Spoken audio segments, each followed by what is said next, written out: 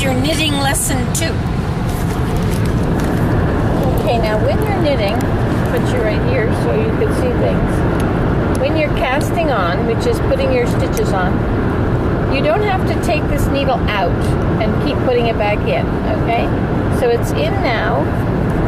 You go, you make a stitch, you put it on, and you just leave this on the other side. Make a stitch, leave it on. Make a stitch, put it on. Make a stitch, put it on. And see, this just goes down underneath the first needle.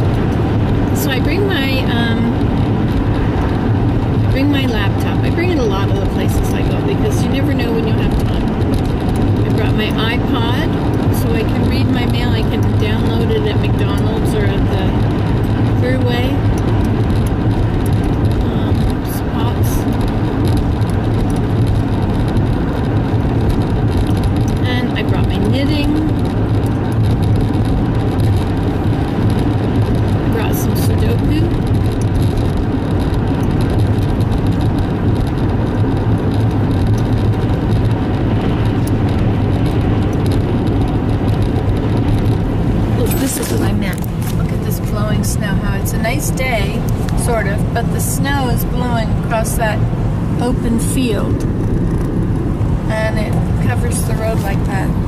So you can be driving along, zooming along at the speed limit, and you get to this patch and it can throw you off. It can, you know, depending how bad it is, it's like hit. Now see, here it is. It can be slippery. It can do something to your car. And then it goes away. It's a lovely day again, but here it is. Look at that. Sometimes you get whiteout conditions when it blows across the top of the snow pile on the side. Usually in Ontario, they raise the sides of the road. They like this. The road is way above the field. You said really? That's the first word you've said. Anyway, so usually the roads are very elevated, so they're raised up against the field. So when the snowplow comes along, it can usually throw all the snow out. I remember in southern Ontario, I lived on a farm near Brussels, Ontario, between Listowel, Moncton, and Brussels, right in the middle there. The snow drifts. The roads were level with the fields, and there was the road, the ditch, and the field. So they would snow plow, and it would go in the ditch. However, it would fill the ditch, and then become a high wall. So you'd have snowbanks, sometimes 4 feet, 5 feet tall. So when you had blowing and drifting snow, that meant, you're driving through this tunnel like that, and you've got snow blowing straight across the top. And so it's billowing and it's filling in your road, but also you can just be driving along, and all of a sudden you hit whiteout conditions.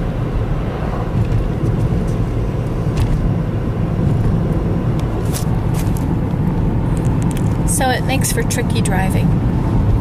Tricky. See this guy, what's he doing? He's not even crossing the road or past. Oh, he's passing somebody. Yeah, there's a slowpoke in front of us. I see. Oh, look at this. You're doing even less than the speed limit. Imagine that. Imagine that.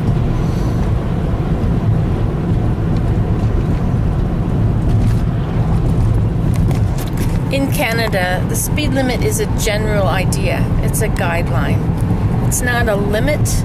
It's sort of a rough estimate. They won't give you a ticket unless you're 15 kilometers an hour over the speed limit. Well, make that 20. 20, he says. Make that 20. So although it's 80 kilometers an hour, everybody drives 100. How do you teach your children how to drive the speed limit? How to obey the rules? But the speed limit are ridiculously low, though. In Holland, the Netherlands, a road like this would have a speed limit of 100. And the big 4-lane highways would have a speed limit of 120, sometimes 130 kilometers per hour. Whereas here it's 100, and everybody is doing 120, and nobody tickets them.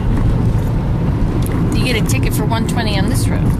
Yeah, because you get a ticket for, like if you're going over 100, somewhat over 100, they'll reduce your ticket to 100. So 100 is blah blah blah blah blah. Anyway.